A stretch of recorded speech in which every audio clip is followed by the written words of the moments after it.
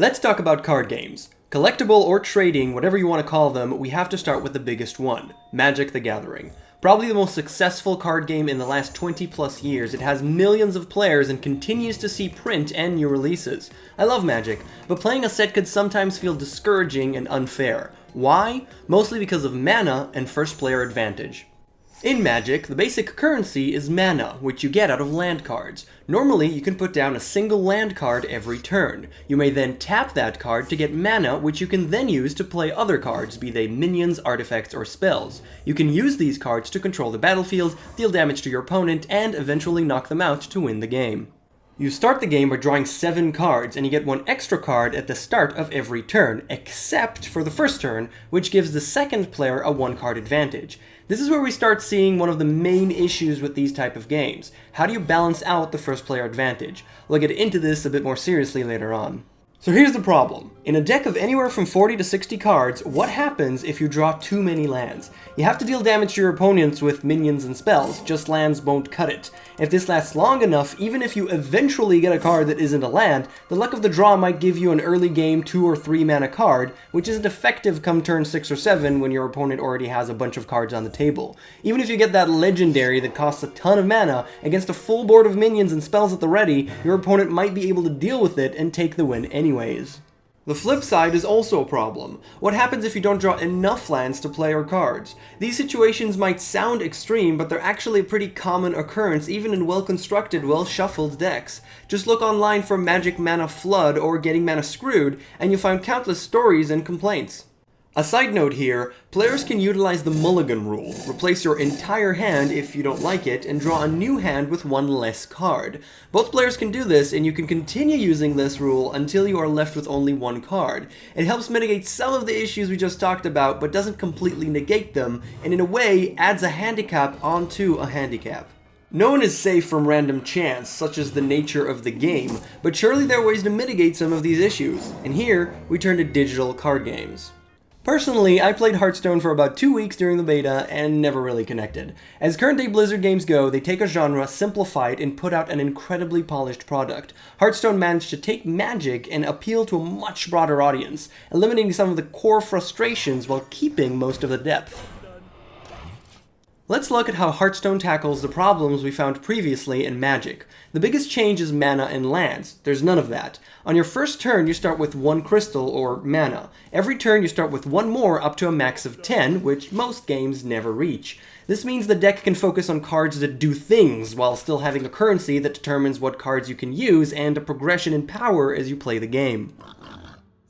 Add some cards that directly affect how many crystals you have and maybe give you extra mana on specific conditions, and you can still mess around with the currency system, but only if you want to, turning mana handling into a specific strategy and not something you always have to think about.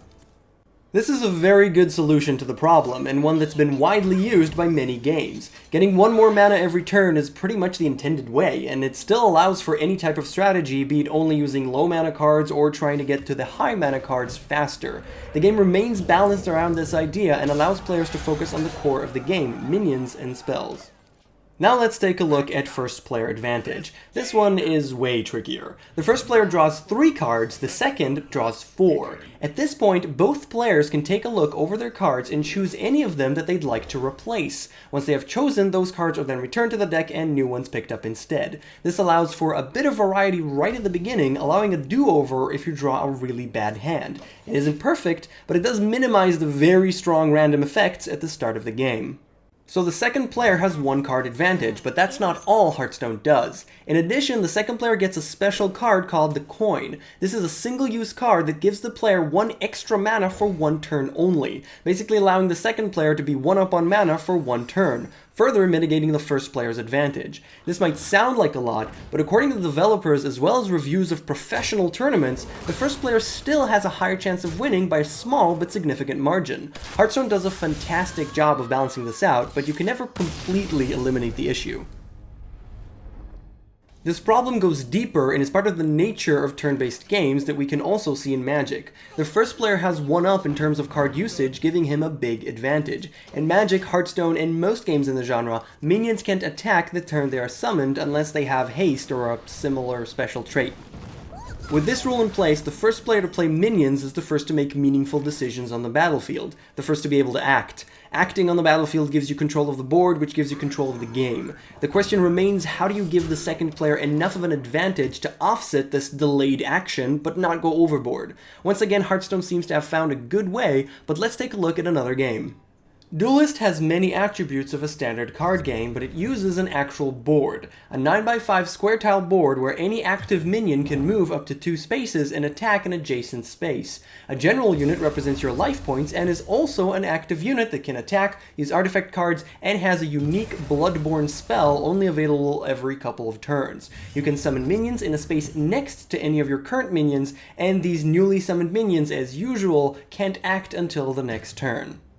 This changes our fundamental problem of acting first on the battlefield by adding another important facet, positioning. Though the first player still gets to act first, positioning now means everything. Note you can move up to 2 spaces and then attack an adjacent space. This gives an advantage to the aggressor. You can always chase down your enemies, but there's still a lot of space to kite around, and with movement, changing powers, provoke, and range mechanics, there's a lot to work with. This is supplemented further by mana springs. The board starts with 3 mana springs, 2 in the middle column, and 1 that's a space closer to the second player. These give you 1 mana for the turn you get a minion on top of it. It's a one-time bonus that has the potential to give the second player an additional advantage, but also opens up the next couple of turns as both players are close to the center and can dance around who gets what resources. This mechanic also has another clever use. It pushes both players to the middle of the board, meaning they'll start interacting sooner and discouraging slow defensive builds. Aside from the board, there are a few other things Duelyst changes up. The first player starts with 2 mana, the second with 3, meaning he gets a full mana up on his opponent, which seems a bit much, but note that we start with 2. There's actually a big difference between 1 and 2 mana, but it's a smaller difference between 2 and 3. The game still has 1 and even 0 mana cards. This means you have more options come turn 1 while also making the game faster. Add up mana springs to the equation and you can see how Duelyst matches are pretty quick. With the design around mana and by having an actual board, Duelyst creates a standard card game where I never feel bad going second. I actually like it more sometimes. The problem with first player advantage is systemic. In Magic or Hearthstone, the battlefield is always open. Excluding special cases, any minion can attack any other minion. Acting simply gives you an advantage. In Duelyst, however, you really have a battlefield. Positioning means everything, and this allows even for delayed action to be meaningful. Your opponent can't necessarily act immediately. You both have a choice.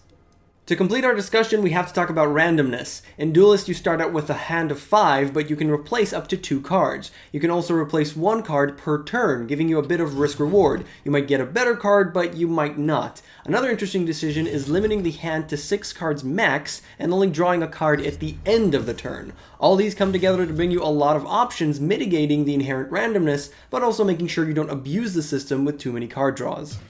I've never felt a disadvantage going second in Duelyst, where I frequently feel it in other similar games. I still sometimes feel a bit cheated by bad card draws, but that's rare and this kind of feeling comes with the territory. I have enough meaningful choices throughout the game that I don't really mind. With all that said, that's just my feeling. It's not like Duelyst is a perfectly balanced game. No game is perfect. But I'm really interested in any concrete information about win percentages, so let me know if you've got any. Reading up some of the devs' comments about randomness, I'm totally fine with their decisions to keep random elements as part of the game. It's part of its nature, and that's fine. But this is one card game where skill still takes up the majority of the cake, and that's fantastic. There are clearly a ton more card games with interesting mechanics that we haven't covered here, but nonetheless I hope this was interesting and I'd love to hear your opinions in the comments. Thanks for watching, and I'll see you guys next time. Victory!